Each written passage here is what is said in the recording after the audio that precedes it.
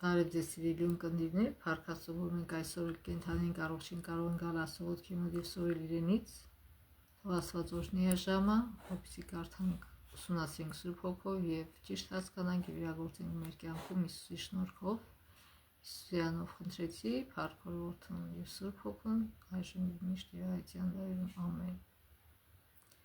Ինչպես գիտենք, այս երամսյակ մենք ուսումնասիրում մի թեմա, որ կոչվում է Աճել Աստծո հետ հարաբերություններում, արդեն հասել ենք 11-րդ դասին,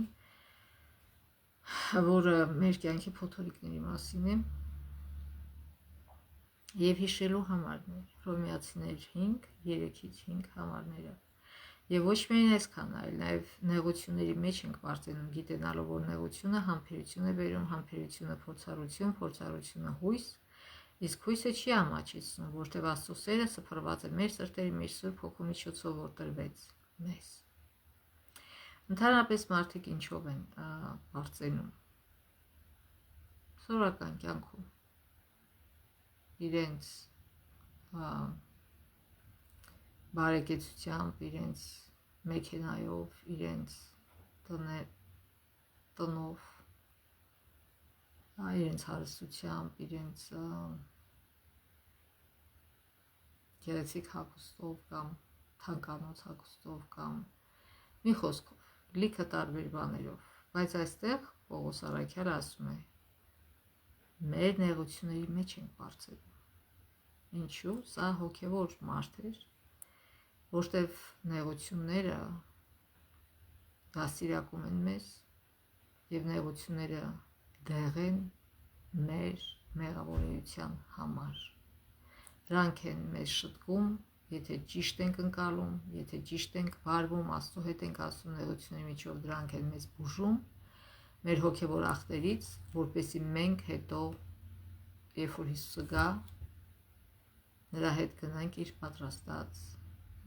տեղը, փրկվածների հետ։ Մի երեկո, երբ արևը խոնարհվում էր հորիզոնի հետևում, մի փոքրիկ աղջիկ տուն էր գնում, երբ հանկարծ ուժեղ փոթորիկ բարձրացավ։ Նա արագացրեց քայլերը, գիտակցելով, որ դեռ երկար ճանապարհ ունի անցնելու, մի կաթիլ անձրև կաթեց նրա հետին, հետո մյուսը եւ աղջիկը չհասցրեց նույնիսկ գիտակցել, թե ինչպես է ամբողջովին թրջվել։ Նա սկսեց վազել, մինչև հասավ տուն, բացեց դուռն ու ներս վազեց։ Հայրը, որ նրան նկատել էր պատուհանից ընդառաջ շտապեց, տաք ծածկոցը գցելով աղջկա ուսերին, նա հարցրեց. Հենց նոր նայում եք քեզ անձրևի տակ։ Ինչու կայծակի ամեն փայլատակում ինձ կանգ էր առնում նայում վեր ու ժպտում։ Ես կանգ էի առնում վերև նայելու համար, պատասխանեց աղջիկը, որտև Աստված լուսանկարում էր ինձ։ Այսինքն նա ոչ թե վախեցել էր այդ փոթորիկից, այդ ամպրոպից, կայծակներից, այլ ուրիշ տեսակետից էր նայում, ասում է Աստված լուսանկարում էր ինձ։ Իսկ մենք ինչպես ենք արձագանքում, երբ հարձակվում են կյանքի փոթորիկները կամ անհաջողություն ենք ունենում Աստծո հետ մեր հարաբերություններում։ Գլուխներս կախում ենք, մինչ անձրևը թափվում է մեր մեջքին, թե վեր ենք նայում իմանալով ու ստայելով, որ Աստված այնտեղ է, եւ երբ դեմքով դեպի նա ենք շրջվում։ Այսօր մենք կքննարկենք այն արձագանքները, որոնք հաճախ ենք ունենում, երբ կյանքը դժվար է դառնում, եւ կմտածենք, թե ինչպես կարող ենք կյանքի ձախողումներն օգտագործել զորացնելու, այլ ոչ թե թուլացնելու մեր ամենակարևոր հարաբերությունը, այսինքն հարաբերությունը Աստծո հետ։ Ուրեմն մենք գիտենք այս պատմությունը, եկեք կարդանք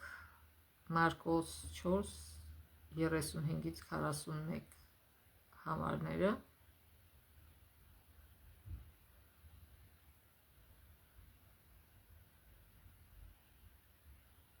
Այդ նույն օրը երկուան դեմ աշակերտներին ասաց. եկեք անցնենք ծովի մյուս կողմ, այսինքն այդ օրը ինքը շատ ժողովրդի առաջ շատ երկար խոսել էր, հոգնել էր, եւ հիմա, երբ երեկոն եկավ, ասեց. եկեք նստենք նավը եւ անցնենք մյուս կողմը։ Եվ դա առիթ էր նրան տալիս հանգստանալու։ Թողնելով ժողովրդին, նրան իրեն հետ տարան նավակով, ինչպես նաեւ մյուս նավակները, որ նրա հետ են, եւ մեծ հողմամրրիկ բարձրացավ, այսինքն փոթորիկ, ու ալիքները նավակի մեջ էր թափվում, այնպես որ նավակը գրեթե լցվում էր։ Այսինքն արդեն գրեթե լցում է, նշանակում է, որ մի որոշ ժամանակ տևեց փորձառու ձկնորսներ էին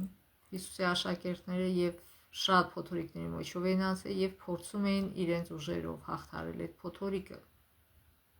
բայց հաջողություն չունեին, նավը լցվում էր ջրով։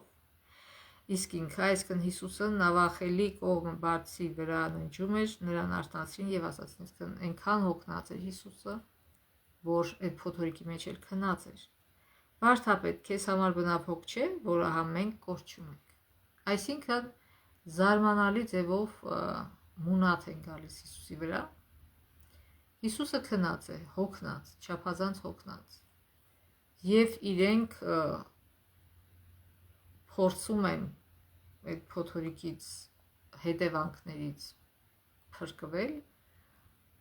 եւ ոչ մի խոսք դեռ Հիսուսին չէին ասել, Հիսուսը քնած էր եւ նրանք քնած մարդուն զարթնացնում են ու մունաթ են գալիս իր վրա, ասում են բա քո պետք չի, որ մենք կործանվում ենք։ Այսինքն պետք է շուտ արթնացնել Հիսուսին եւ փորձել Հիսուսի օգնությամբ այդ ամեն ինչից ազատվել, այլ ոչ թե հույսը դնել մեր վրա, հետո մունաթ գալ Աստծո վրա։ Մեր կյանքում էլ այդպես լինում։ Երբ որ մի դժվարություն է գալիս, մենք կարծում ենք, թե մենք շատ փորձառություն ունենք, կարող ենք հաղթահարել այդ դժվարությունը, հետո տեսնում ենք, չի ավելի վատ է լինում։ Եվ Աստծո վրա ենք մունաթ գալի, ասում ենք, «Յա, Աստված ջան, դե չես տենում, ինչա կատարում, ինչի չես օգնում մեզ»։ Առանց իրեն դիմելու։ Աստված երբեք չի քնում։ Դա իր երկրային կյանքն էր, որ ինքը օգնել էր եւ քնել էր։ Ինքը միշտ պատրաստ է լսելու մեզ։ Բայց երբ որ մենք բացառում ենք Աստծուն մեր կյանքից, ուզում ենք մեր ուժերով լուծել հարցը, եւ Աստված նայում է եւ սպասում է, թե արդյոք ինչքան պետք է փորձենք։ Բայց եթե եւ Աստված ուզում է սովորեցնել մեզ մի բան, որ մենք փոթորիկի հենց սկզբից ծնկի գանք եւ Աստծո օգնություն խնդրենք, այլ ոչ թե սպասենք վատ վիճակի հասնենք նոր։ Նա ուզում է այդ դասը մեզ սովորացնել։ Ուզում է մեզ հասկացնել, որ ամեն մի մանրուք մեր կյանքում իրենից է կախված։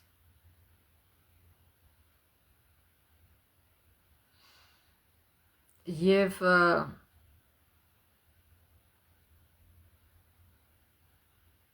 նա արթնանալով սաստեց հողմի եւ ասաց ծովին, դադարի լռիր, եւ հողմը դադարեց, ու մեծ խաղաղություն եղավ, եւ նրանց ասաց, ինչու այդպես վախկոտ եք, դեռևս հավատ չունեք։ Եվ նրանք սաստիկ վախեցան եւ միած ասում էին, ով է արդյոք սա, որ թե հողմը թե ծովը հնազանդվում են սրան։ Ուրեմն մենք պետք է սովորենք դաս վստահելու Աստծուն։ Եվ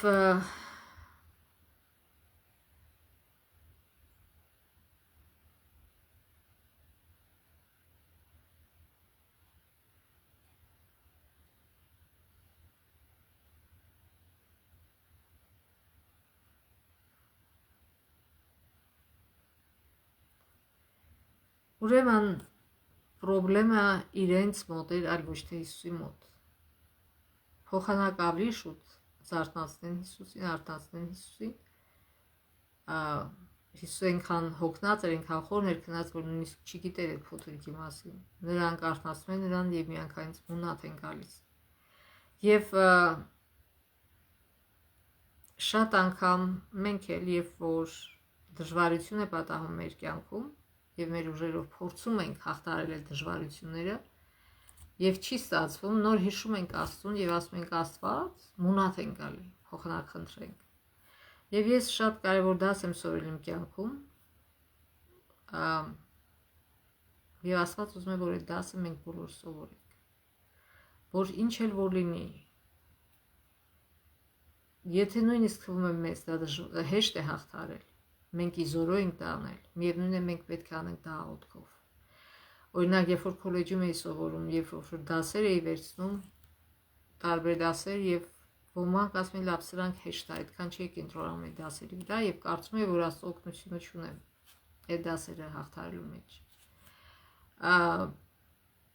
Իսկ մյուս դասերը, որ դժվար է, ավելի շատ կենտրոնանում էի դասերի վրա եւ շատ աղոթում էի այդ դասերի համար, որպեսզի կարողանամ հաղթահարել։ Բայց վերջում տեսնում էի, որ այս հեշտ դասերի վրա դժվարություն է առաջանում եւ հասկանում էի, որ ուրեմն ամեն մի դաս, ամեն մի բան մեր կյանքում ուշադրության կարիք ունի։ Եթե մենք զրկում ենք ուշադրությունից այդ բանը, դա էլ է դժվար դառնում։ Ամեն ինչ մեր կյանքում մենք պետք է անենք լուրջ, նվիրված։ Ուզում է դժվար թվալ մեզ, ուզում է հեշտ թվալ։ Այսինքն մեր նույնիսկ ամենահեշտ թվացող խնդիրների հետևանքը կամ լուծումը կախված է Աստծուց։ Մենք պետք է Աստծո մեջ փնտրենք ամեն ինչ։ Դրա համար ինչքան էլ որ փորձառություն ունենամ որոշ հարցերում, երբ որ դժվարություն է առաջանում, մի անգամից գալիս եմ Աստծու մոտ, որտեղ գիտեմ, եթե նա ուղղորդի, ոչ մի դժվարություն, այսինքն հանգիստ ձևով կկատարվի դա, պրոբլեմ չի լինի, պանիկա չի լինի եւ այլն։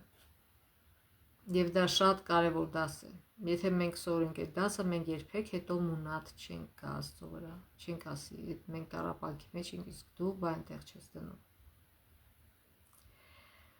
Ամեն մի մանրուք մեր կյանքում Աստծո ձեռքերում է։ Ամեն մի մանրուք մենք պետք է լուծենք Աստծուց խնդրած իմաստությամբ, այլ ոչ թե մեր հասկացած ձևով։ Այսինքն այդ հարցով քեզ հոգ չէ, նրանք հարցականի տակ դրեցին Հիսուսի բնավորությունը, նրա սերն իրենց հանդեպ։ Շատ հաճախ սա նաև մեր արձագանքն է, երբ դժվար ժամանակներ ենք ապրում։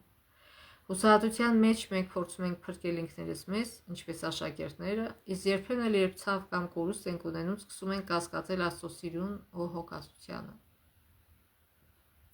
Մենք ենթադրում ենք, որ նա պետք է գործի որոշակի ձևով, ելնելով այն բանից, թե ինչ ենք մտածում ու տեսնում մեր մարդկային տեսանկյունից։ Այսինքն մենք ուզում ենք թելադրել Աստծուն, թե ինքը ինչ պիտի անի։ Փոխանակ Աստծուց հարցնենք, թե մենք ինչ պիտի անենք այս դեպքում։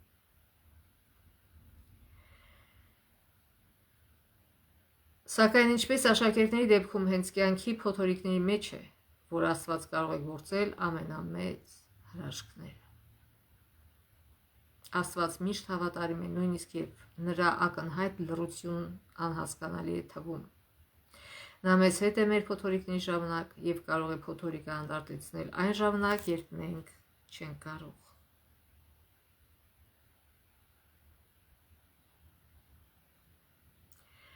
Կորինթացիս 5:7 ասում է, որտեղ հավատով ենք ընթանում եւ ոչ թե ելույթների վրա հիմնված։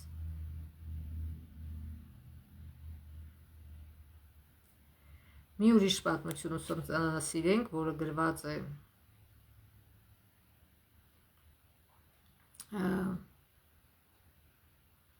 Մարկոս 5:21-34 համարներում, եւ ուրեմն Հիսուսը գալիս է Կափառնամ եւ ժողովրանի պետը Հայրոսը աղաչում է Հիսուսին գնալ ու բժշկել իր աղջկա։ Իսկ այդ եւ Հիսուսը անմիջապես սկսում է այդ ժողովրդի հետ գնալ դեպի Հայրոսի տունը։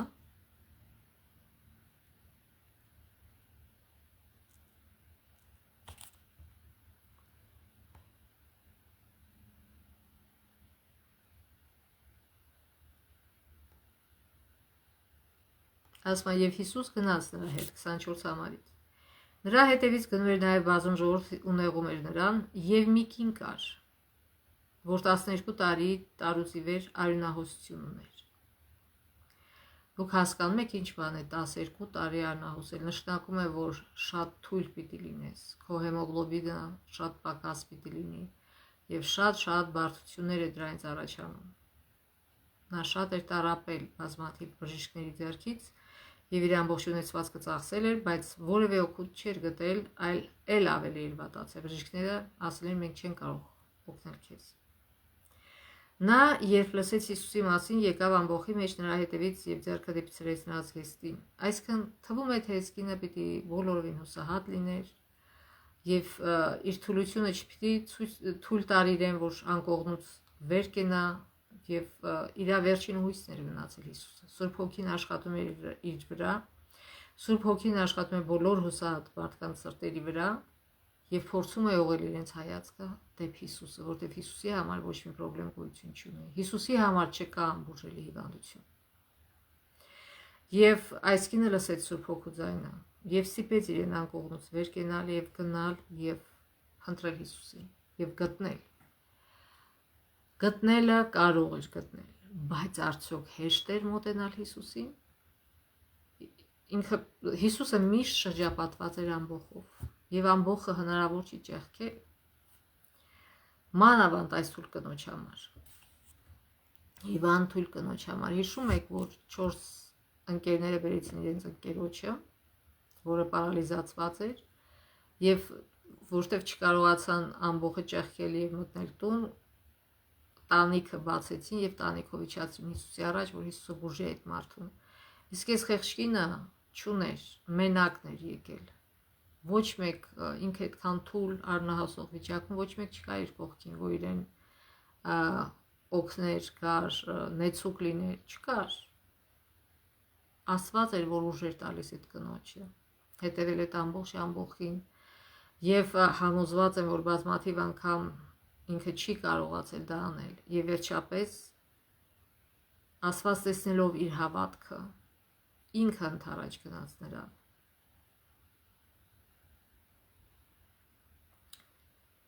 Ուրեմն եւ երբ որ Հիսուսին հանկարծ Հիսուսը հայտնվեց իր առաջ, նա արդեն ժամանակ չուներ ծախսելու,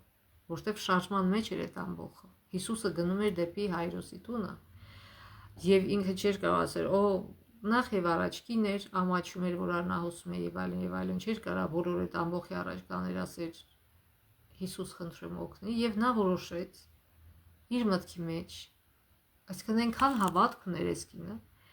որ գիտեր Աստված ամեն ինչ գիտի իր կյանքի մասին եւ ասեց միայն դիպչեմ իր հագուստին եւ Աստված կարող է ինձ օգնել։ Ասում եմ մտածեց, եթե միայն դիպչեմ նրա զգեստներին կբժշկվեմ եւ ժամանակը պահը կարճ էր, նա պետք է օգտագործեր այդ պահը։ Եվ իսկույն նրա արյան աղբյուրը չորացավ։ Այսինքն ինքը դիպչեց Հիսուսի հագուստին եւ իր առնահոսությունը կանեց եւ իր մարմնի մեջ զգաց, որ տանջանքներից բժշկվեց։ Աստված երբ որ բուժում է, ոչ միայն կանացնում է հիվանդությունը, այլ նաեւ միանգամից նորոգում է մեզ։ Գիտեք, երբ որ վիրահատություն են անում կամ մարդը հիվանդելուն եւ լավանալուց հետո որոշ ստադիա է անցնում, որ վերականի չէ, վերականգնողական ստադիան, որ այդ հիվանդությունից, այդ վիրահատությունից վերականգնվի, բայց երբ որ Աստված է բուժում, ինքը դրանք անում է միասին։ Այսինքն այնպես է բուժում, որ միանգամից մարդը առույգ բուժված է լինում, իրան էլ պետք չի վերականգնողական ստադիա անցնել։ Եվ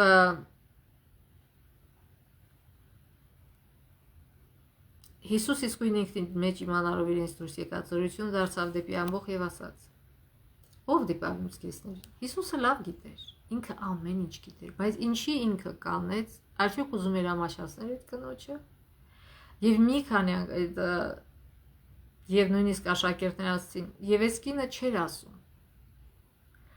Եվ աշակերտներն ասացին, տեսնում ես, որ ամբոխը նեղում է քեզ եւ ասում ես, թե ով դիպավ ինձ կեսներին, եւ նա շուրջն էր նայում։ Այսինքն նա ճանապարհին էր, նա անդադ շարժում էր, բայց այս կինը, որ կպավ իր հագուստին, նա անպայման ուզում էր այդ կնոջը ասել քաջալերանքի խոսքեր եւ կանգ առավ նրա համար եւ փնտրում էր նրան, ասում եմ, նայում էր, տեսնելով այդպես դա։ Եվ այդ կինը տեսավ, որ էլ չի կարող ծածկել, այսինքն ամբողը կանել է, այս մարդը սպասում է, որ գնա իր աղջկան բժշկի, իսկ ինքը լռում է եւ այդ լռությունը երկարացնում է ժամանակը, եւ ինքը ասում է եւ այդ կինը զարհուրած ու դողալով նրա համար որ գախնի էր արել, այսինքն մտածում էր թե Հիսուսը պիտի ջղայնանա իր վրա, որ ինքը համարձակվել է դիպչել իր հագուստին եւ բժշկվել, որտեվ գիտեր թե ինչ կատարվեց իր հետ, եկավ ընկավ նրա առաջ եւ ամեն ինչ ստուգությամբ ասաց։ Եվ Հիսուսը փոխարենը ջղայնանալու նրա վրա նրան քաջալերեց եւ հենց դրա համար Հիսուս ուզում բոլորին ցույց տալու համար իր սերը, թե ինչքան սիրող է ինքը, որ մարդիկ չվախենան իրան մոտիկանալուց եւ իրան դիպչելուց եւ իրան խնդրելուց։ Եվ Հիսուս նրան ասաց՝ դուստր, քո հավատը քեզ փրկեց, գնա խաղաղությամբ եւ քո տանջանքներից բժշկված եղիր։ Այսինքն Հիսուսը քաջալերեց նրան, այլ ոչ թե ջղայնացավ,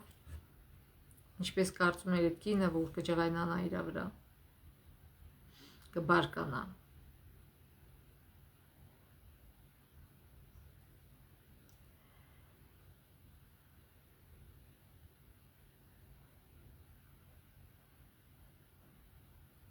Ուրեմն գնա խաղաղությամբ եւ քո տանջանքներից բժշկված եղիր։ Աստված օրհնեց նրան եւ քաջալերանքի խոսքեր ասեց։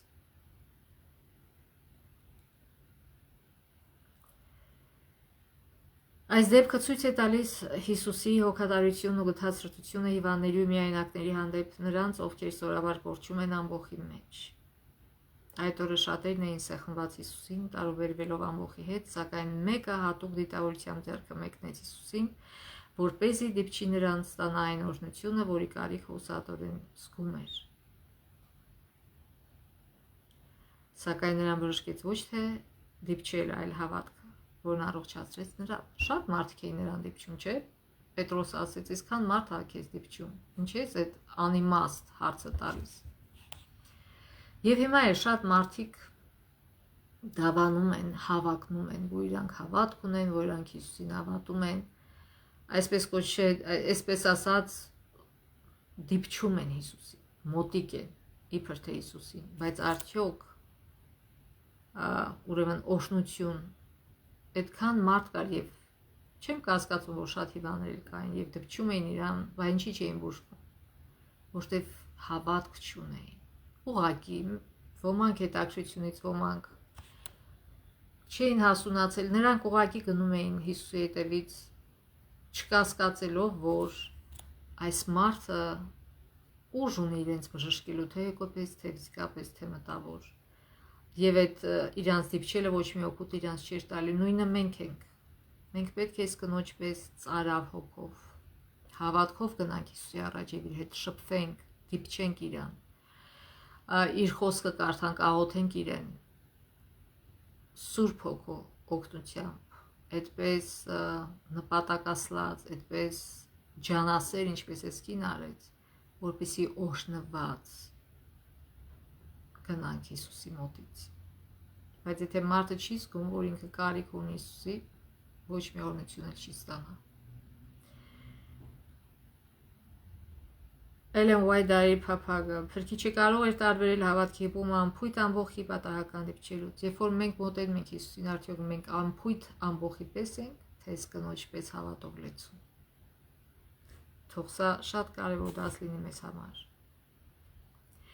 Հիսուսի հագուստը որևէ հատուկ զորություն չուներ, ընդհակառակը կնոջ հավատքն ու նրան դիպչելու որոշումն էին, որ բժշկեցին նրան։ Այդ տկարքին իր տառապանքի ուղղության մեջ կարող էր այդ առավոտ մնալ տան անկողնում, բայց փոխարենը դիտավորությամբ ու հույսով փնտրեց Հիսուսին, բժշկություն ստանալու եւ նրա բարեկամությունը շահելու հույսով։ Միայն հեռվից նրան տեսնելը բավարար չէր, նա մոտեցավ նրան, նույնը մեր հետ է։ Արդյոք մենք առավոտյան որ զարթնում ենք, առաջին մեր փափագը դա է, որ մենք օրհնություն սկսենք որ Հիսուսի հետ եւ օրհնություն ստանանք Աստծուց, թե մենք ուղղակի տարածության վրա ենք քայլում Աստծուց, որ հանկարծ մյուսները չիմանան, որ մենք Հիսուսին ենք սիրում ու պաշտում, որ մենք Հիսուսին ենք լսում, որ մենք Հիսուսին ենք հուսացած։ Եթե մենք ուզում ենք իրոք օրհնվել, մենք պետք է մոտենանք Հիսուսին, ոչ թե հեռվից հետևենք իրեն։ Հիսուսն այսօր էլ կոչ է անում նույն անել։ Նա ասում է Մատթեոս 11:28-29. Ինձ մոտ եկեք բոլոր հոգնածներ ու բեռնավորվածներ, եւ ես հանգիստ կտամ ձեզ։ Իմ լուծը ձեզ վրա վերցրեք ու ինձանից սովորեք, որտեղ ես հեզ եմ ու սրտով խոնարհ եւ ձեր հոգիներին հանգստություն կգտնեք։ Այսօր մարդիկ հանգստություն են փնտրում բազմաթիվ բաների մեջ, որոնք իրական ոչ մի հանգստություն ու խաղաղություն իրենց չեն տալիս։ Բայց հանգստության ու խաղաղության աղբյուրին չեն էլ մոտենում, որպեսզի իրենից օժնվեն եւ ստանան այդ հանգստություն ու խաղաղությունը։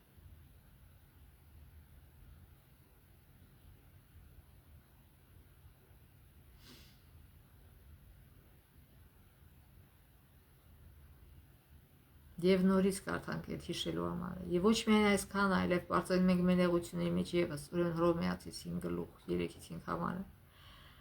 Մեր նեղությունների մեջ եւս, քանզի գիտենք, որ նեղությունները համբերություն են բերում, համբերությունը փորձառություն, փորձառությունը հույս։ Հույսը երբեք չի ամաչեցնում, որտեղ Աստծո սերը սփռված է մեր սրտերում Սուրբ Հոգու միջոցով, որ տրվեց մեզ։ Երկնային արքայություն կմտնեն միայն նրանք, ովքեր համբերություն ունեն, Հիսուս ասում է մինչև վերջ համբերողը կփրկվի, եւ ովքեր փորձառություն ունեն Հիսուսի հետ, այլ ոչ թե ուղղակի դավանել են խոսքերով, եւ փորձառությունը բերում է հույս։ Հույսը երբեք չի ամաչեցնում, որտեղ Աստծո սերը սփռված է մեր վրա։ Ուրեմն թող Աստված օգնի մեզ, որ մենք այս կնոջ պես մոտենանք իրան հավատքի հապումով։ Եվ նաև Հոբի պատմությունը մենք շատ լավ գիտենք, որ նա ինքը շատ հարուստ էր, շատ բարեկեցիկ, բայց նաև շատ բարի մարդ էր եւ Աստծո նվիրված։ Եվ Սատանան Աստծուն ասաց, որ դու օրհնել ես իրան, դրա համար ինքը քեզ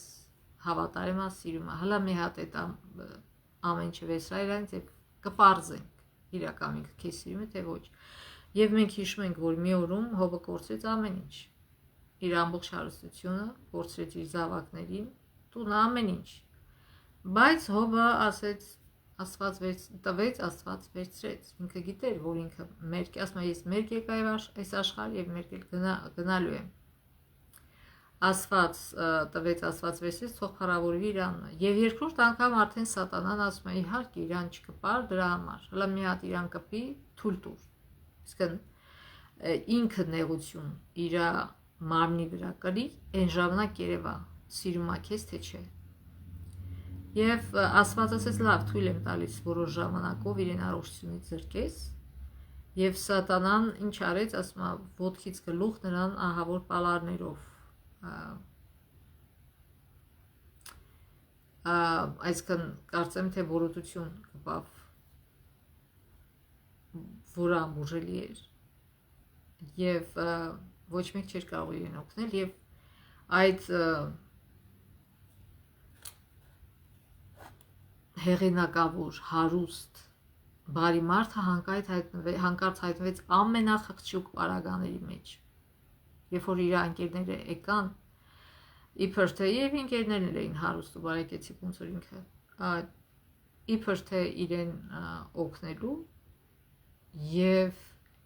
իրեն երբ որ տեսան, չէին պատկերացնում վիճակը Հոբի, երբ որ տեսան այնքան շոկի մեջ էին ընկել, որ 7 օր մի շաբաթ լուր մնացին, չէին կարողանում բառ արտասանել։ Եվ երբ որ սկսեցին խոսել, փոխանակ մխիթարային քաջալերեն Հոբին արեցին հակառակը, սկսեցին մեղք փնտրել Հոբի վրա։ Չնայած Աստվածաշունչը ասում է, որ նա արդար էր, եւ Հոբն էլ նկարագրում է, որ ինքը ծնող էր որբին, որ ինքը աղքատներին կերակրում էր, այսինքն ամեն բարի գործով ասում է ես մերկերին եմ հագցրել, այն ինչ որ Հիսուսը ասում է, այն մարդիկ ովքեր փրկվելու են, չի ասում է ես սոված եմ դուք ինձ կերակրեցիք, ծարավի ջուր տվեցիք, մերկ էի հագցրեցիք եւ այլն եւ այլն։ Ինքը այդ բոլորը անում էր, ինքը արդար մարդ էր, Աստվածաշունչը ասում է, որ ինքը արդար էր, բայց ընկերները եկել են եւ ուզում են կեղտ գտնել իր վրա։ Այսինքն երևի ինչ որ մի հատ ասում է գախնի, փայփայված մեղք ունես, դրա համար ես վիճակում ես։ Բայց Հոբը Եվ նույնիսկ երբ որ Հոբը այս վիճակի մեջ ընկավ, Իրակին ասեց, դե ինչ էլ բան չունես գործնելու, Աստծուն անիծիր եւ մահացիր։ Այսինքն ավելավ ամեռնես, քան թե sense տանջվելով ապրես, բայց Հոբը ասեց անմիտ կին,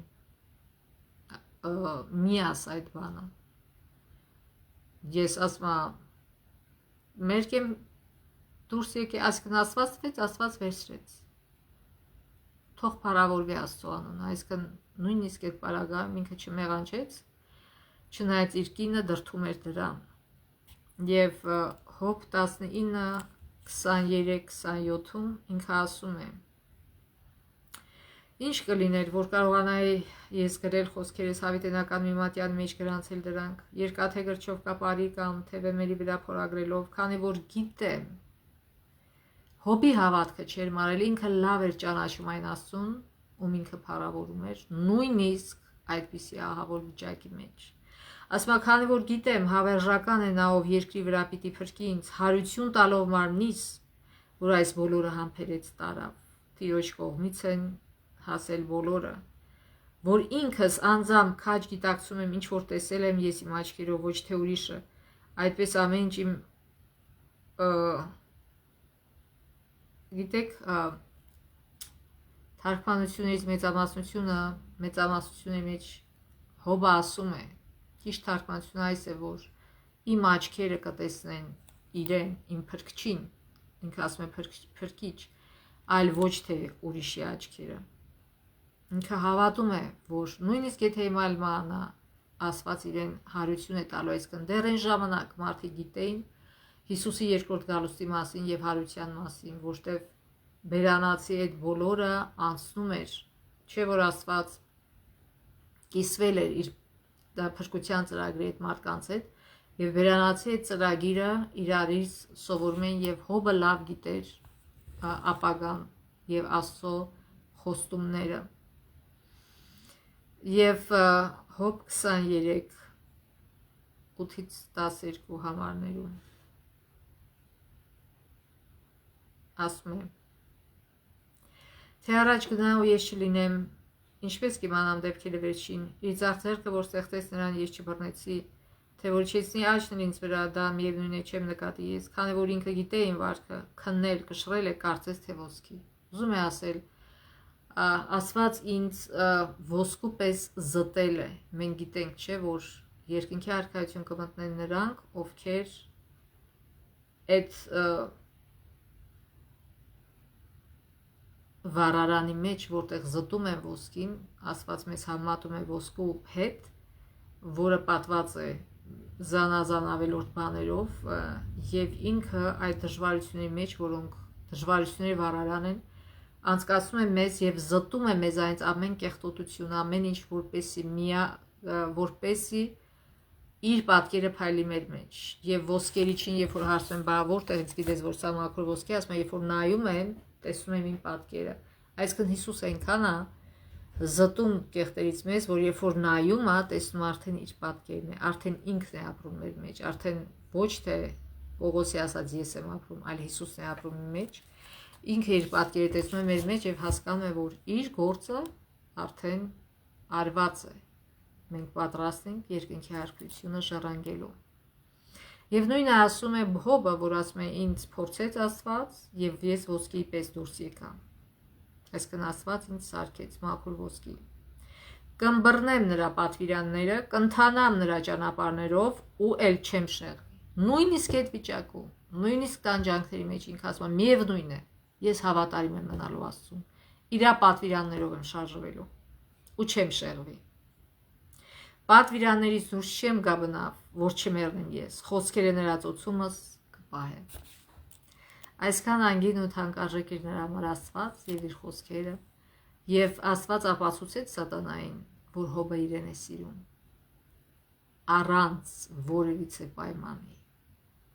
ոչ թե նրա համար, որ ինքը հարստություն օրհնել է իրեն հարստությամբ եւ այլն եւ այլն։ Չնայած իրեն շրջապատող ողբերգական իրադարձություններին եւ այն փաստին, որ չէր հասկանում դրանք, Հոբը հավատարիմ մնաց։ Նա ամուր մնաց։ Նա չմեղադրեց Աստծուն եւ ոչ էլ անիծեց նրան։ Ընդհակառակը, երբ գայթակղություն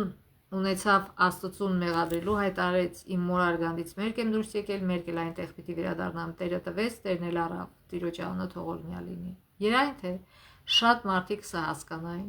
եւ իրենցը չհամարին այն ինչ որ ունեն, այլ ուղակի որպես ժամանակավոր օգտագործելու համար, որ Աստված տվել է իրենց։ Եվ այդ ժամանակ, եթե ինչ որ բան կորցնում են, իրենց համար շատ հեշտ կլիներ դա տանել, որտեղ հասկանում են, որ դա իրենց տրված է եւ իրենցը չի, այլ ժամանակավոր օգտագործման համար է տրված։ Մենք նույնպես ապրում ենք այդ նույն ճակատամարտի կենտրոնում։ Սատանան մեզ պարուրում է ցավով, տառապանքով, կորստով եւ դժվարություններով, որպես իր ծրագրի մի մաս, որի նպատակը սիրող Աստծո պատկերը խեղաթյուրելն է։ Նման ժամանակներում մենք կարող ենք արձագանքել երկու ձևով՝ մեղադրելու մերժել Աստծուն կամ ողջ ուժով կառչել նրանից։ Թեև պայքարը բորբոքված է մեր շուրջը, պետք է հիշենք, որ հավիտենության լույսի ներքո մեր ներկա նեղություններն ընդամենը ժամանակավոր փորձություններ են։ Բ Կորինթացիս 4:16-18 համարները։ Դրա համար էլ չենք նկարանում, այլ թեպետև մեր այս արտաքին մարդը քայքայվում է, բայց մեր ներքին մարդը նորոգվում է օրստորե, որտեղ մեր թեթև նեղության առժամանակյա հաճախանքը մեր մեջ առաջ է բերում հավիտենական փառք, որ գերազանցում է ամեն ինչ, քանզի չենք նայում տեսանելի բաներին, այլ անտեսանելիներին, որտեղ տեսանելիները ժամանակավոր են, իսկ անտեսանելիները հավիտենական։ Տեսանելիները միրաժ են եւ անտեսանելին է, որ հավիտենական է։ Ինչու է սա գրում Պողոսը։ Պողոսը գիտեր, որ նեղությունները, դժվարությունները ընդհանրապես դեղ են Աստծո կողմից մեզ մեղքից բուժելու համար։ Եվ պետք է մենք Աստծո ձեռքը բռնված անցնենք այդ նեղությունների միջով, որպեսզի բուժումը ստանանք, այլ ոչ թե բողոքելով։ Ներկա իրականության պատկերի մեջ շատ ավելի բան կա, քան այն, ինչ տեսնում ենք այստեղ եւ հիմա։ Հավատացյալի մեծ մարտահրավերներից մեկն էլ Աստծուն վստահելն է, նույնիսկ ամենախավար ժամանակներում։ Աստված բազմաթիվ ուղիներով բացատրել է իր սիրո իրական լինելը։ Մենք պետք է ամուր կառչենք այդ կենսական ճշմարտությունից, Աստծո սիրուց, նույնիսկ եթե այդ պահին ակնհայտ չենք զգում։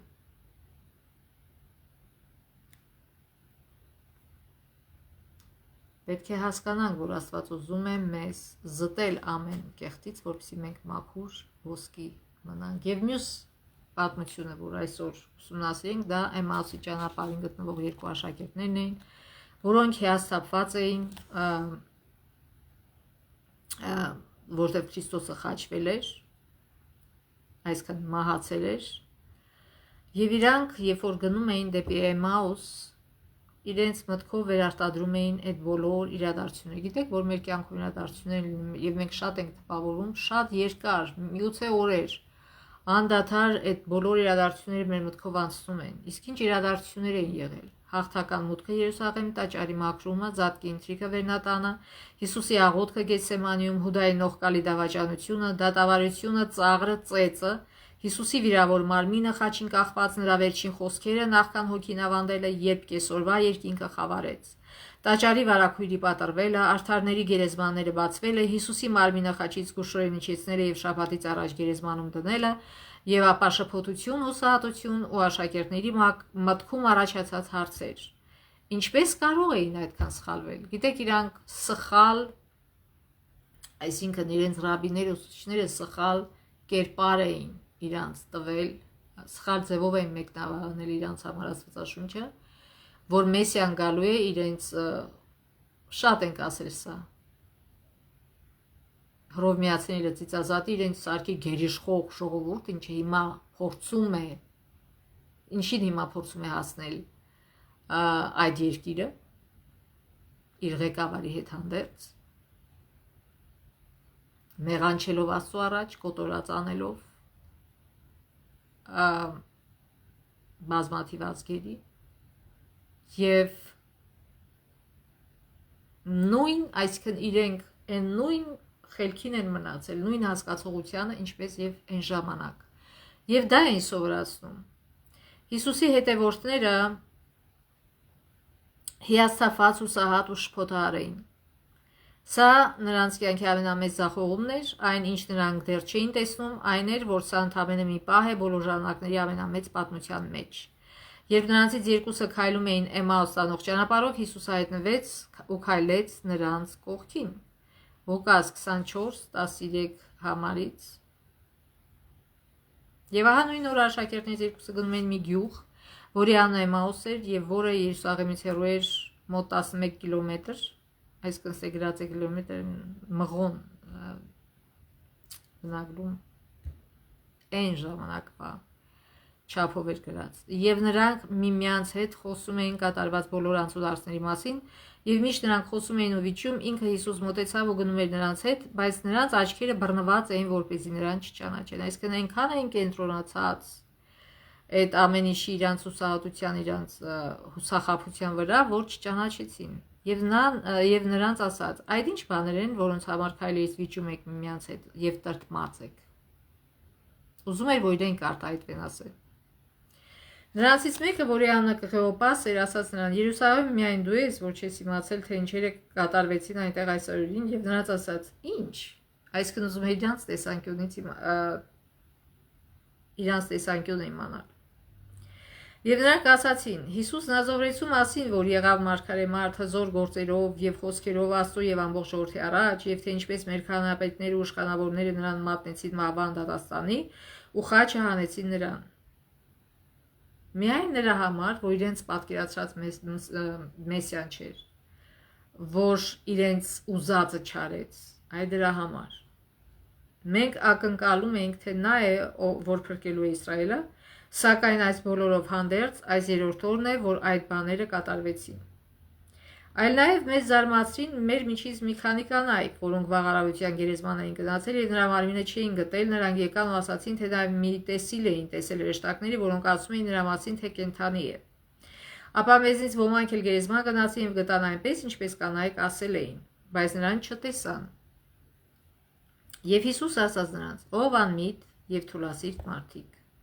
որ դժվարանում եք հավատալ այն ամենին, որ ասացին մարգարեները։ Չէ՞ որ Քրիստոս պետք է նույն այդ չարչարանքները կրեր եւ այնպես մտներ իր փառքի մեջ։ Եվ սկսած Մովսեսից ու բոլոր մարգարեներից մեկնում էր նրանց այն բոլորը, ինչ գրված էր իր մասին բոլոր գրքերում։ Արդեն ճիշտ լույսի ներքո, այլ ոչ թե ռաբիների ներկայացած կեղծ լույսի ներքո, որ Մեսիան գալու է, մեզ փառք է տալու, մենք դառնալու ենք իշխան բոլոր ժողովրդների վրա, բոլոր ժողովուրդները մեզ ծառայելու են, մենք իրանցից բարձր ենք, մենք սենց ենք, մենք դենց ենք։ Երբ նրանց աչքերը բացվեցին, երկու աշակերտներն անմիջապես շտապեցին Երուսաղեմ պատմելու ճանապարհին տեղի ունեցած։ Երբ Հիսուսը եկավ Ղուկաս 24:33-34, ուրեմն եւ ասма հավաքված գտա անմիջապես գնացին Երուսաղեմ, գտան 11-ին եւ նրանց հետ եղածներին, որոնք ասում են, թե իսկապես հարյավտերը եւ երևաց Սիմոնին։ Երբ Հիսուսը եկավ եւ կանգնեց նրանց մեջտեղում, նրանք սարսափեցին, ուշադրություն դարձրեց Հիսուսի հարցերին։ Ինչու եք շփոթվել, ինչու են ձեր սրտերում կասկածներ առաջանում։ Սա նաև Հիսուսի ուղերձն է այսօր։ Շատ հաճախ մենք մոռանում ենք, որ Հիսուսը քայլում է մեզ հետ մեր հովիտներում։ Շատ հաճախ մենք չենք ճանաչում նրան։ Շատ հաճախ մենք մոռանում ենք, որ պատմություն անհամեմատ ավելին է պարունակում, այսինքն մեր կյանքի փոթորիկներում կարծում ենք, թե միայնակ ենք, բայց Հիսուսը մեզ հետ է։ Շատ հաճախ տագնապում ենք եւ թույլ տալիս, որ կասկածները տեղ գտնեն մեր սրտում, մոռանալով, որ Հիսուսն իր ձեռքերում է պահում մեր կյանքը, եւ շատ հաճախ կարծում ենք, թե մենք ավելի լավ գիտենք, քան Հիսուսը, թե իրականում ինչ է կատարվում մեր կյանքում։ Այսինքն այդ աշակերտը Կղեոպաս ասաց մենակ դու ես, որ չգիտես ինչ է կատարվում։ Աստվածաշունչը շատ լավ խորհուրդներ է տալիս, թե ինչպես մենք, որպես քրիստոնյաներ, կարող ենք արձագանքել մարտահրավերներին ու անհաջողություններին։ Հռոմեացիներ 8:28 Բայց գիտենք, թե ամեն ինչ գործակից է լինում նրանց բարիքի համար, ովքեր սիրում են Աստծուն, որոնք եւ կանչվեցին նրա նախախնամությամբ։ Այսինքն Հիսուսը բոլորին է կանչել, բոլորին է սահմանել փրկության համար, բայց մենք ենք ընտրում փրկվածնենք, թե ոչ։ Եվ կարող է մեր հետ այնպիսի բան պատել, որ թվում է թե վատ բան, բայց իրական ասում դա նպաստում է ձեր բարիքին։ Ֆիլիպեցիներ 4:4 համարից միշտ ուրախ եղեք Տիրոջով, դարձյալ եմ ասում ուրախ եղեք, թող ձեր հեզությունը հայտնի լինի բոլոր մարդկանց, Տերը մոտ է, հոգ մի արեք, այլ աղոթքներով եւ աղաչանքներով ձեր խնդրանքները գոհաբանությամբ հայտնի թող լինեն Աստծուն։ Այսինքն եթե նույնիսկ դժվար վատ բան է պատահել,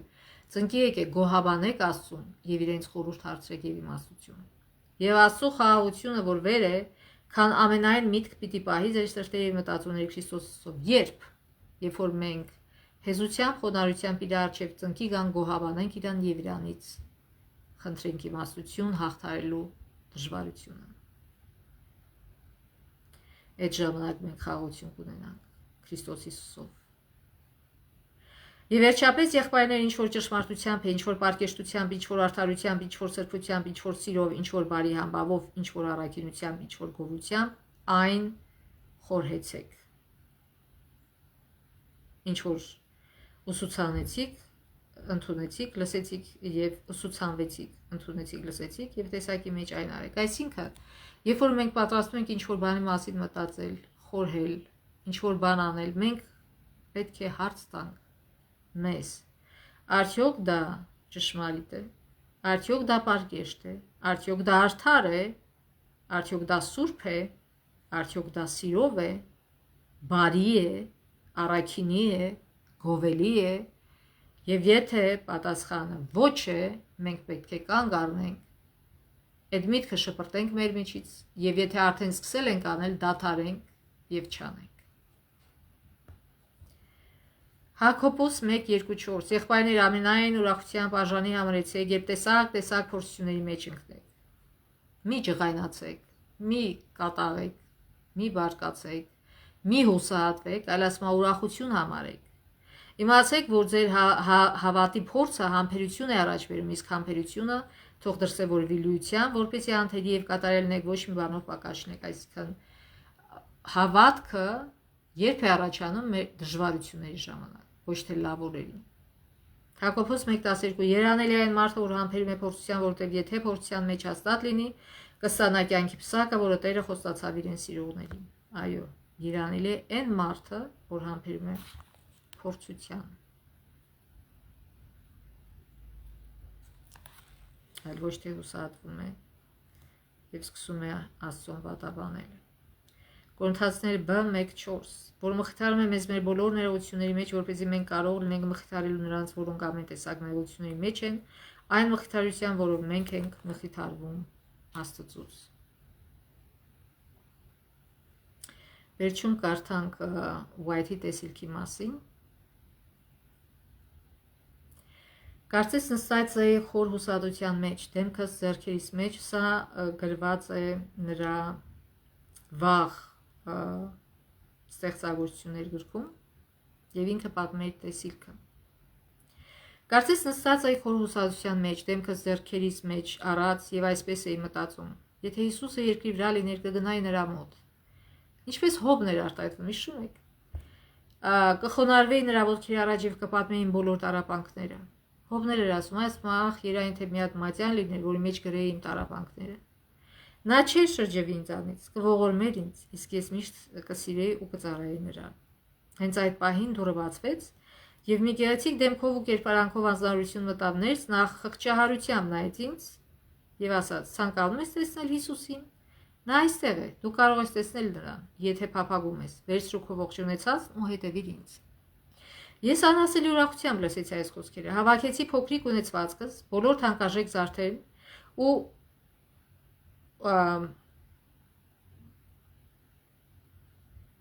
չեմ կարծում, որ թանկարժեք զարդեր է եղել, ինչ որ սխալ թարգմանություն է։ Ռուսերենում թարգմանված է Բիզիլուշկի։ Բնագիրը չեմ կարծեցի, չգիտեմ ինչ է, բայց ինքը աղքատ էր եւ չուներ թանկարժեք զարդեր, այն էլ փոքր վաղ, այսինքն երիտասարդ էր, դեր նոր պիտի ճանաչեր Հիսուսին։ Ասма ու հետևեցի իմ առաջնորդին, նա ինձ տարավ դեպի զառիթափ ու ակնհայտորեն փխրուն մի սանդուղք տեսա,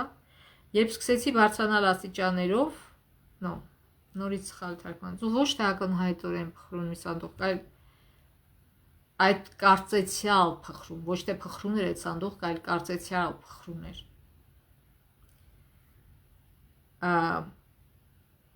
Երբ սկսեցի բարձրանալ աստիճաններով, նա զգուշացրեց, որ աչքերս վերև պահեմ, որպեսզի գլխապտույտ չունենամ ու վայր չընկնեմ։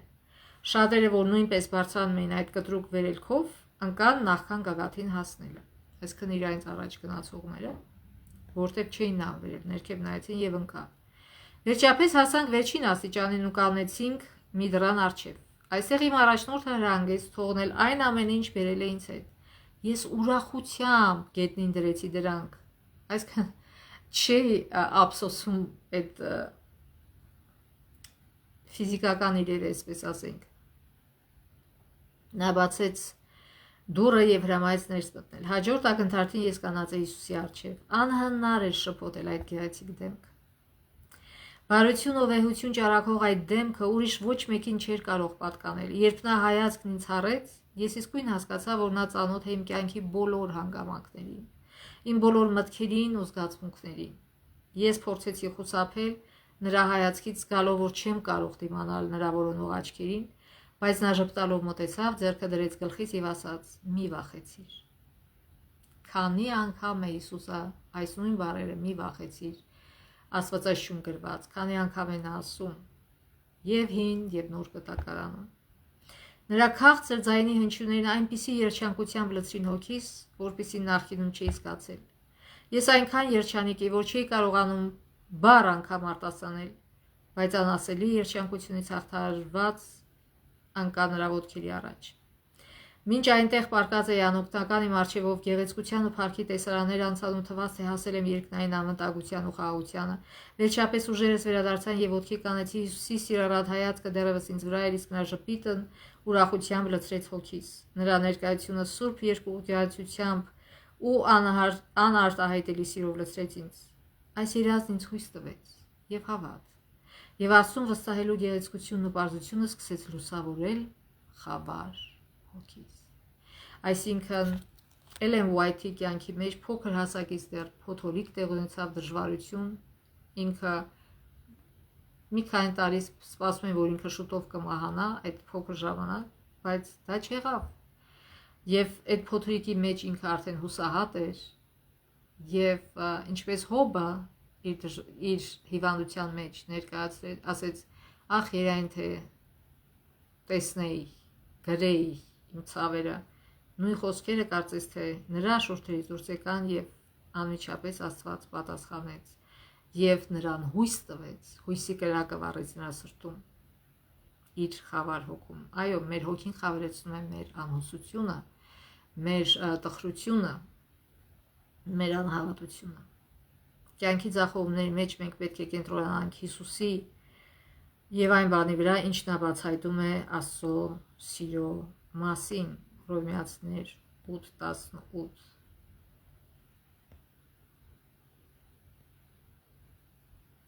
Ինձ այնպես է թվում, թե այս ժամանակի չարչարանքները արժանի չեն բաղդատվելու գալիք փառքի հետ, այսինքն համեմատվելու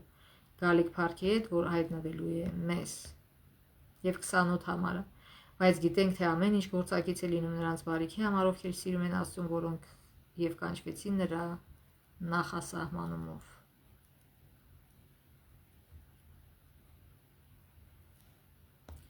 Երբ բախվում ենք կյանքի դժվարություններին, ինձ այդ ժամանակ պետք է ամուր կառչենք Աստծուն։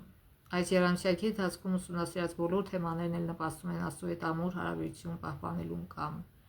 նորոգելուն։ Երբ ձախողման ենք բախվում, օրինակ առողջական խնդիրներ, ֆինանսական դժվարություն, ամուսնության փլուզում, մտերի մարդու մահ կամ ուրիշ որևէ հոգս, որ խլում է ձեր ուրախությունը, խորհրդացեք հետևյալ հարցերի շուրջ ու վերանայեք մինչ այժմ ուսումնասիրված դասերը։ Հարց, այսինքն այնպիսի հարց տվեք ձեզ, այն դժվարությունը, որի մեջ այժմ գտնվում եմ, կամ որի միջով անցնում եմ, ինչպես է ազդում Աստծո վերաբերյալ իմ պատկերացման վրա։ Ինչպես կարող եմ ավելի հստակ տեսնել Աստծո իրական բնավորությունը։ Մյուս հարցը, երբ եմ ես վերջին անգամ աղոթել, որ Աստծո ձայնը ավելի հզոր լինի իմ կյանքում, քան թշնամու ձայնը։ Մյուս հարցը, արդյոք իմ սիրտը խոնար է։ Վստահում եմ, որ Աստված դեռևս գերիշխան է եւ առաջնորդում է իմ կյանքը, չնայած դժվարություններին։ Եթե ոչ, ինչպես կարող եմ սովորել այդ խոնար վստահությունը Աստծո բարության ու սիրո հանդեպ։ Մյուս հարցը, արդյոք ամեն օր ամուր եմ մնում Աստծո խոսքի մեջ։ Խնդրում եմ Աստծուն, որ վերականգնի առաջին սերը նրա հանդեպ այն ժամանակ, երբ անցնում եմ դժվար ժամանակների միջով։ Մյուս հարցը, երբ եմ ես վերջին անգամ դիմել Աստծուն որպես մխիթարիչ ու խորհրդատու, վստահելով, որ նա պահել է իր խոստումը երբեք չլքելու եւ չթողնելու ինձ։ Եվ եթե վերջապես մեր հավատը թույլ է, մենք պետք է աղոթենք, հավատում եմ Տեր օգնի իմ անհավատությանը։ Եվ մեզ պետք է շրջապատենք այնպիսի մարդկանցով, ովքեր ոգևորում են մեզ, այլ ոչ թե հուսահատեցնում։ Աշխարհը միշտ չէ, որ հոգ է տանում թույլերի, անտեսվածների, վիրավորների ու լքվածների մասին։ Աստծո, երբ դու թույլ ես, ես հզոր եմ պատգամը, կարող է արմատապես փոխել մարդկանց կյանքը։ Մտածիր ինչ-որ մեկի մասին, ում կարող ես քաջալերել այս նույն խոսքերով։ Թող Աստված, շնորհակալ ենք ասում այս թանկարժեք զարմանալի դասերի համար։ Թող Աստված օրհնի մեզ, որ մենք այս հարցերը մեզ տանք, որ մենք հետևենք այն հերոսների օրինակին, Աստվածաշնչի, որոնց մասին մենք այսօր կարդացինք, այն կնոջ մասին, ով որ հավատքով տպավ Հիսուսի հագուստին, այլ ոչ թե աշակերտների պես մունաթ եկավ Աստծո վրա, քո հոգը չէ, եւ նաեւ Հոբի օրինակին հետևենք։ Ասեց, մերկ եմ եկել այս աշխարհ, մերկ էլ գնալու եմ։ Աստված տվեց, Աստված վերցրեց։ Օրհնյալ լինի Աստծո անունը։ Թող Աստված օգնի մեզ, որպեսզի մենք այսպիսի ամուր հավատք ձեռք բերենք, ինչպեսին որ Հոբին էր եւ այդ կնոջը։ Աստծո ողորմությամբ մինչև մյուս շաբաթ։